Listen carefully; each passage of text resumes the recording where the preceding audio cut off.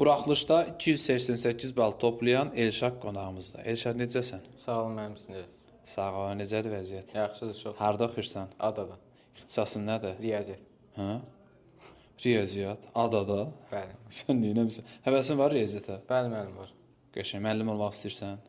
Hələ bilmirəm. Sən bizi kimi müəllim olmayacaqsan. Yuxarı level, ingiliscə tədris filan, xaricilə işləmə, qəşəng. Az bilmirsən.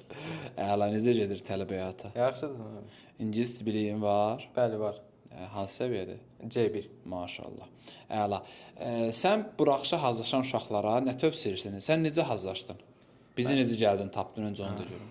Mən elə Instagramda mənim sizin əvvəlki nəticələrinizi yığmış şagirdləri gördüm. Ondan sonra elə mesaj yazaraq vaxt təyin etdik. Əla. Hansı fənlər bizə hazırlaşmısan? Riyaziyyat və Azərbaycan. Yaxşı. İndi Azərbaycan üzrə nə tövsiyə edirsən?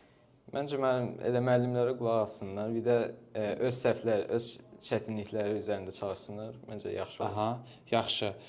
Müəllimə, Elşad hansı səviyyədə gəlmişdi? Elşad özü desə daha yaxşı olardı. Elşad hansı səviyyədə gəlmisən? Çox zəif. Neçə sual vermişdik sən gələndə? Səhv etmirəmsə 15 sual idi. İkisinə düz cavab vermişdim. Nə adına götürmüşük sən? Dedi riyaziyyat başı varsa Azərbaycan dilini düzəldə bilərik. O adına götürdük. Hə? Yaxşı götürmüşük. Amma bir şey deyim də, bir var deyəsən qavramı, yəni Elşadın çox qəşəng qavrama qabiliyyəti var idi də. Elşadın valideyni həmişə mənə deyir ki, Elşad evdə müəllimə az dərs oxuyurdu, Azərbaycan dilinin çox az məşğul olurdu da, necə olacaq, narahat idi. Yəni bilirdim ki, dərsdə uşağın verdiyi cavabdan, yəni hər şey bəlli olurdu da, çox qəşəng yığma qabiliyyəti vardı. Yəni nəyi izah eləyirdisə, Elşad onu götürürdü də. Ona görə testlərdə də, mətnlərdə də Elşadda yəni səhvlik olmurdu. Bilirdim ki, nəticəsi də yaxşı olacaq. Şükür Allah ki, üzümüzü qara eləmədi, nəticəsi də yaxşı oldu. Əla. Hardan işləyirdi? Hansı kitablardan istifadə edirdi? Elə 100 mətn kitabı vardı mənim sizin. Ondan işləyirdik. Elə sinifdə də işləyirdik, ev tapşırığı kimi də. Aha. Bir də TOEFL-lardan elə işləyirdik. Bəs eləyir o. Məncə bəli müəllim. Yəni Aha. Bax, həmin bu 100 mətn kitabı Elm Akademiyanın istifadə edə bilərsiniz. Uşaqlara nə tövsiyə edirsən?